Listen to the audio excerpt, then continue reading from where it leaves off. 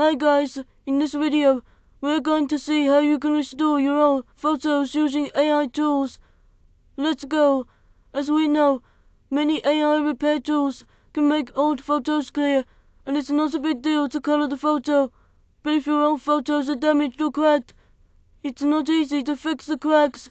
So, to solve this problem, HipPal Photo AI can help. Check the links in the description.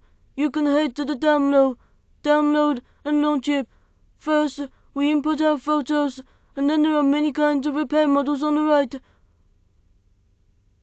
Choose Scratch Repair, which is made for repairing photos with scratches. And I got multiple face model to sharpen the same image, and then we elect the resolution and click preview the image. Alright, that's quite good. Let's check more images, and the results satisfied me. Try it. Okay, it's all for today's video. If it's helpful, please give us a thumbs up and subscribe our channel.